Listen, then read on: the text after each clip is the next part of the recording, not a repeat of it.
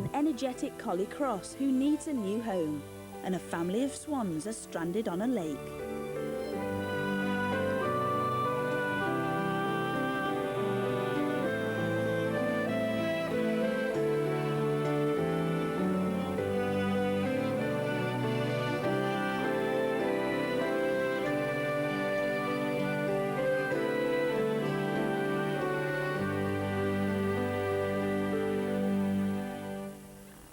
Mute swans like these are one of our most popular wild birds. They're certainly spectacular animals. They're very big.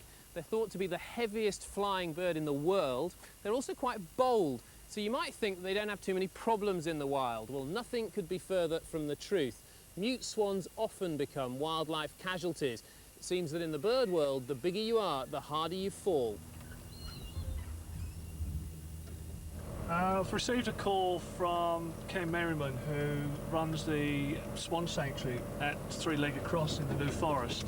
And I personally have got a lot of respect for the chap, and without Ken, I certainly couldn't do my job, the number of calls that I get for swans, without his help. So what we're trying to do today is just to return that help. Instead of us calling him, he's called us, and this is how we work together. Today, it's an entire family of swans who need rescuing. The problem we've got here, we've got 2 adults, 2 juveniles. Mum's got a broken wing, which is set badly. One of the babies is partially blind, so I think we'll pull them out. Right, Jonathan. Okay. Dad's in the front, Mum's at the back. They're just so wary. They get a lot of hassle here, you see, so you either get them straight away or it's going to be a long one, and I think it's going to be a long one. He's not happy because his wings are up. He's alert. You know, he's warning the others something not quite right. With the difficulty of the task ahead clear, Ken and John decide on a plan of action. Well, this is what we call a swan hook. Well, it is used for actually catching swans or geese or any sort of bird that's got a long neck. And all you do is just put it out, grab them around the neck, pull them towards you, grab the wings as soon as you can, because they will flap and they will do themselves some damage. Although it looks ferocious, the hook doesn't cause the birds any pain so long as it's used correctly. For it to be of any use at all, however, the team need to get as close to the swans as possible. You want someone on the bank with a hook. Somebody with a net, someone in the boat.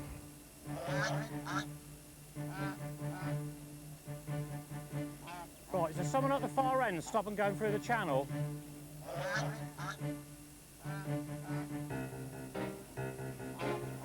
Right, they're through. Hang on, let's keep them in.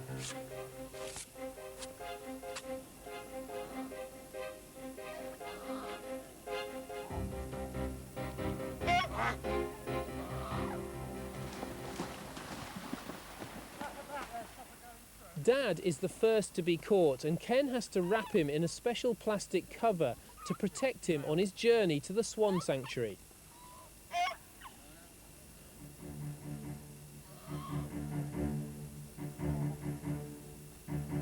Well, where's Mum going? With Mum separated from her cygnets, they manage to corner her, and it looks as though all is going as planned. Ah.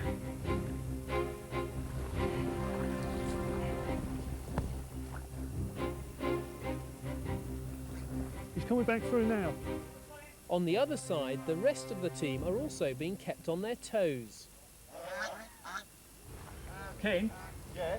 I'm stuck in the mud with a sticky. All right, I'm coming down. Right. Check you over.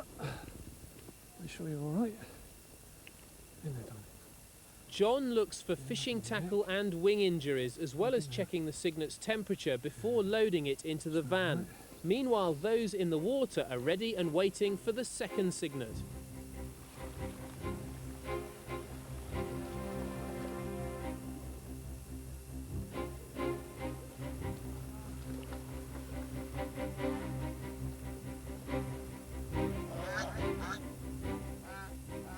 Now Mum is left alone on the pond with her badly injured wing. She's stressed and very wary.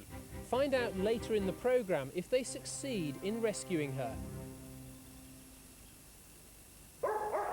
This week we've been following the story of 3 puppies, Sophie, Splodge and his sister Blackie. Their mothers had been rescued from a house in Leicestershire where 47 dogs were all living under one roof. Sophie has completely recovered from an infected umbilical cord and begun a new life with the Clark family. Splodge and his sister Blackie have both been chosen to become hearing dogs for the deaf. They've started life with their foster mums, who will introduce them to everyday household noises and begin socialising them for their future role. Sophie's now 12 weeks old, and for a puppy who spent a lot of time indoors, the outside world can be a strange and dangerous place. I joined her and her owner Marie for a training session. Hello, do you mind if Sophie comes on as well? It's her first time on a bus. All right, brilliant. Up you go. Come on, Sophie, it's all right. Good girl. You hop on, Marie. Very jolly. Up you go, sweetheart. There you are. Good girl. Right, bit of pay. It's 2 and a minor for the which way. She's being really good. I mean, obviously she's a little bit apprehensive. It's the acceleration and then the slowing down that often is a bit unpredictable for her. But this kind of being very jolly with her the whole time, rewarding her for her good behaviour. I think keeping her on the floor is very important because obviously other people who come on the bus don't want to necessarily sit on a seat that's had a dog on it, and if she was filthy when you went out on the bus you wouldn't want to do it anyway.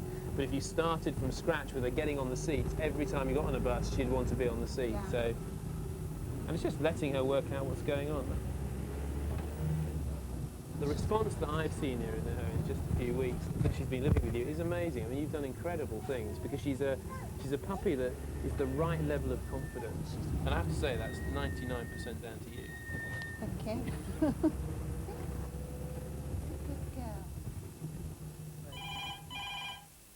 We've also been following Dee Dee's progress this week. She's completed her training as a hearing dog for the deaf and is now living with Norma Casada-Zura. She settled in very well, I think, and she's helped me a lot when I've been out and about. So do you feel that you're more confident with Dee Dee? Yes, especially when I leave the house, because before this used to be like a shadow around me and I wouldn't go out at all. When I go shopping sometimes, people want to get past with their trolleys. And they keep saying, excuse me, but because they're behind me, I don't know what they're saying. And they see the dog and they automatically come up and tap me. Because she wears a little jacket, doesn't she? Yeah, it's the jacket that tells them that to do that, you know, because otherwise I just think I've been ignorant or something. You know, I've had it all my life, and this is the first time I've gone out because you've given me confidence like that. And people are a lot more polite to you. Yes, they are. Yes. And they're coming out and speaking to me, which is breaking the barrier, you know, that they don't think. Do you think they're coming up because of Dee Dee? Because of Dee Dee, yeah. I'm part of them now, I'm not having back.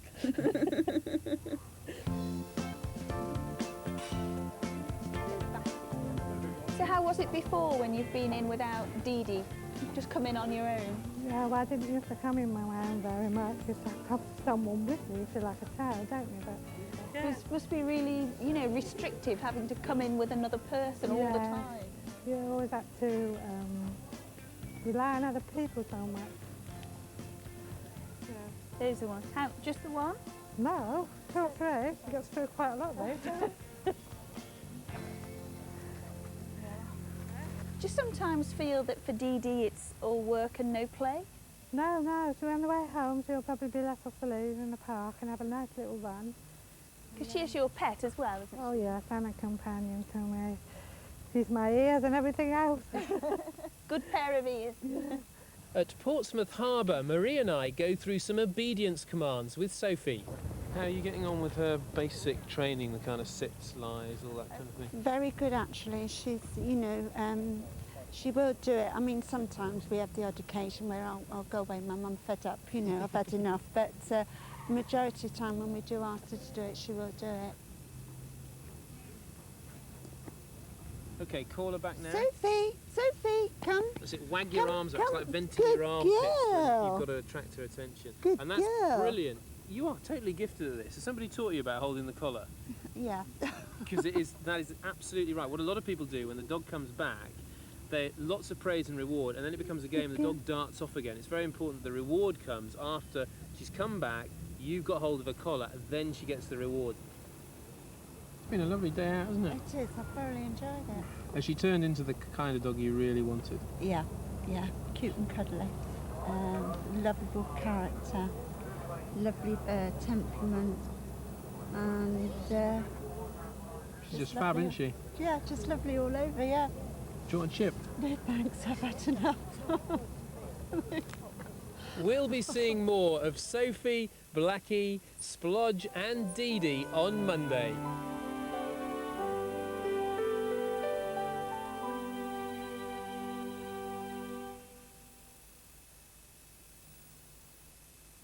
Make someone's Christmas extra special with a box of Thornton's Special Toffee. Thornton's. Chocolate heaven since 1911. This weekend is important if you want a new suite in your home for Christmas. If you want 5 years free credit and to pay nothing for a year. Everything's free for 12 months. No deposit, no interest, no payments. And this beautiful suite can be in your home for Christmas. It's free for a year, but you must order now. This combination offer ends Sunday, 5 p.m. at DFS. So why not see for yourself this week?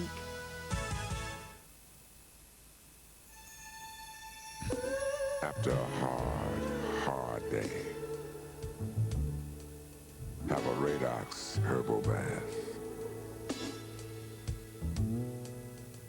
with a secret blend of 13 herbs.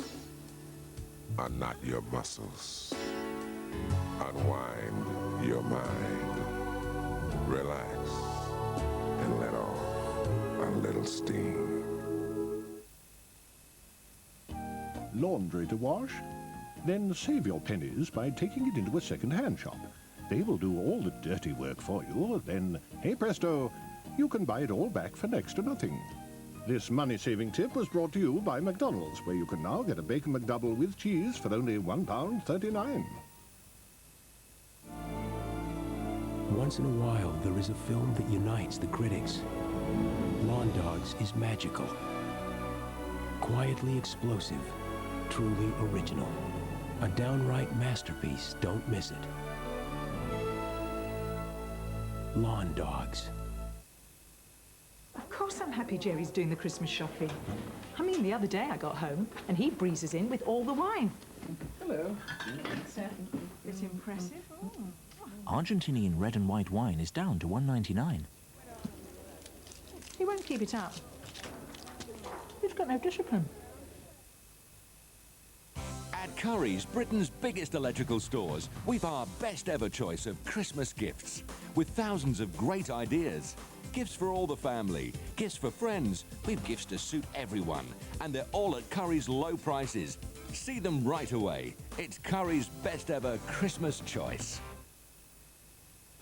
One of the best pop albums of the year, Woman in Me by Louise, including the top 10 smash hit singles Arms Around the World and Let's Go Round Again. Let's go round again, let's go round again. Baby, return back the hands of time. Baby, let's go round again. 16 songs, 2 massive hits on one album. Louise, Woman in Me. Get it now.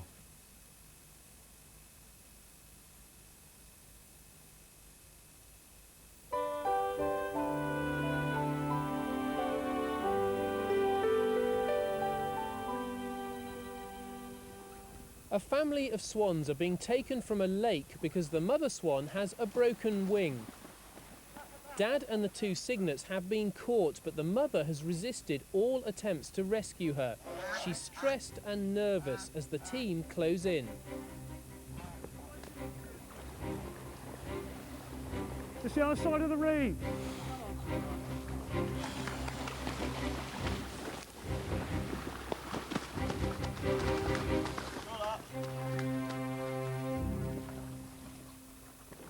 What have we got there? Good team effort. Here's the cygnet lady. Well done. It went quite well. We haven't stressed them too much because she knew every little nook and cranny on that wall, and she was using it, fully to her advantage. With all the family now rescued, it's time to take them to Ken's Swan Sanctuary and introduce them to their new surroundings and their new friends.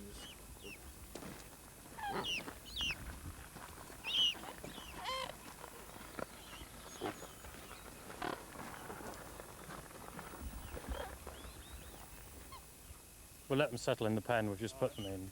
Tomorrow morning I'll get my vet over to have a quick look at Mum, because I'm still a bit concerned about that, how the bone's set.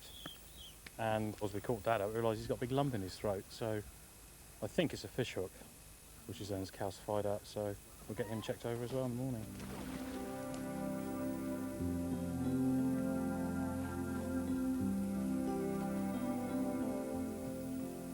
4 days later, Dad and the cygnets are doing fine, but for Mum, everyone's worst fears have been confirmed. Well, I rang the vet, I explained to him the actual injury of Mum.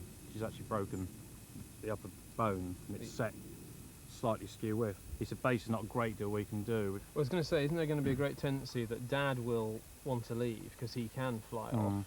Potentially the youngsters will fly off and follow him and disappear, but Mum is left on her own. I think Mum's going to be a permanent resident here. I think her days in the wild are actually out, because she'll never fly again. Mum will be cared for by Ken for the rest of her days, but it shouldn't be long before Dad and the cygnets fly free again. How does it feel to see cygnets like this fly for the first time and disappear from here? Oh, it's brilliant. I'm like a sort of nervous father watching his child ride his bike for the first time. I think, oh, up, you know, and they're gone. And that's it, they're off.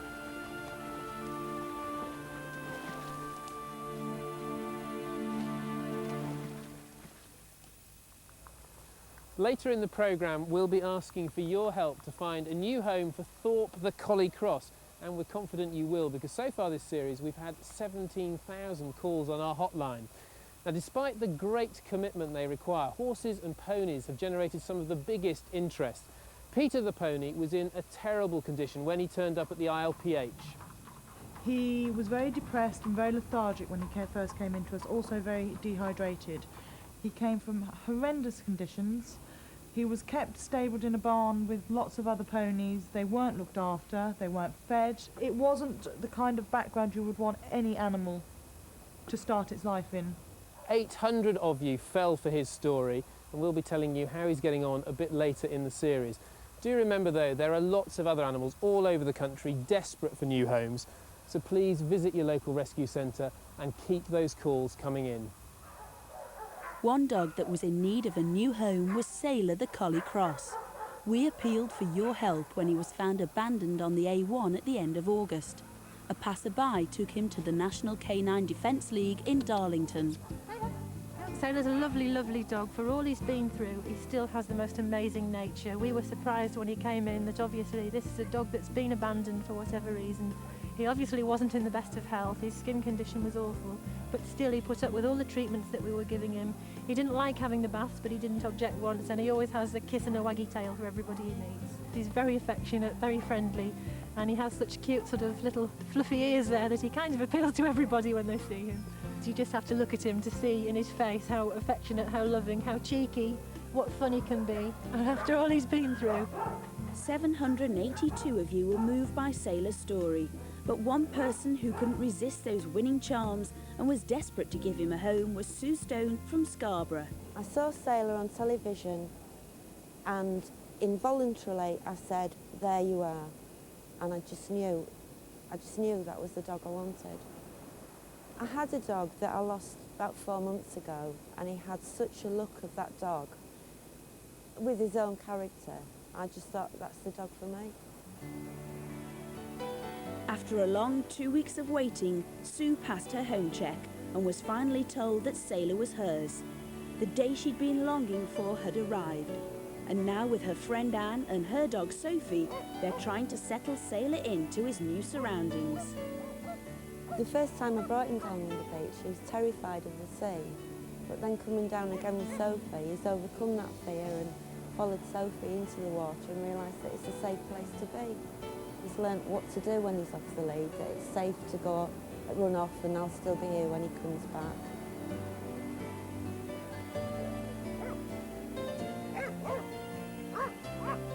he can't replace my other dog. Both he and Duster will have their good points and their bad points. But what he does replace is a great big void in my life. The pair have become inseparable. They do everything together, 24 hours a day. One of the considerations when picking a dog and why I fell for him straight away was that I wanted a dog that I could take to work with me. So it had to be a fairly small dog and one that looked as though it would get on with people. Sue manages a local project called Help, which advises and rehabilitates people in crisis. Sailor's proven to be a real asset. He brings a nicer atmosphere to the office. Makes it less formal, makes it easier for people who are perhaps a little bit nervous of coming into offices, feel a little bit more at home and they can go and stroke him. If I ask them a question, they can tell Sailor the answer. And it just makes it easier, I think, all round. We all sit and look at him very jealously because he's laying there fast asleep, not a care in the world. Scientific studies have shown that whether you're a man or a woman, the stroking of a dog or any pet lowers heart rate, causes relaxation and reduces stress, proving that a dog really is man's best friend.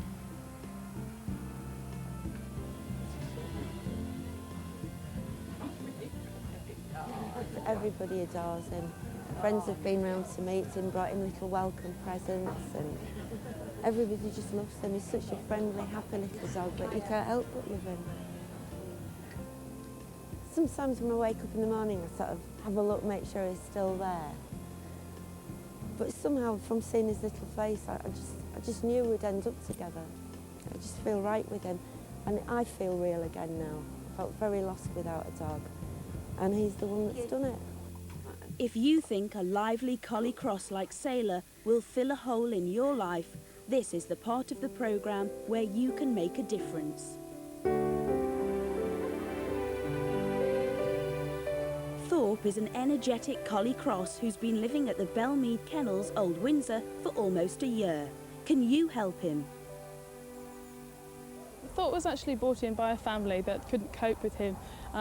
Because they were quite an inexperienced family, they actually found it difficult to cope with him because he started to protect them because he loved them so much. He's only 2 years old now, between 2 and 3 that we know of, so he's had sort of quite a mixed up life so far.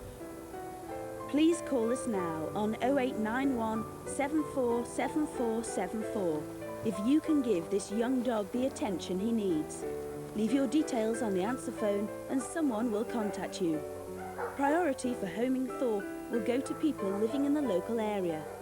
Like any collie, Thorpe is an intelligent dog who will need plenty of stimulation, both mentally and physically, to keep him healthy. Thorpe really doesn't enjoy being in kennels. He doesn't do very well. He's spent now about 7 or 8 months in kennels. He's very active and he's very noisy, and that instantly puts a lot of people off. He likes being with people, he enjoys meeting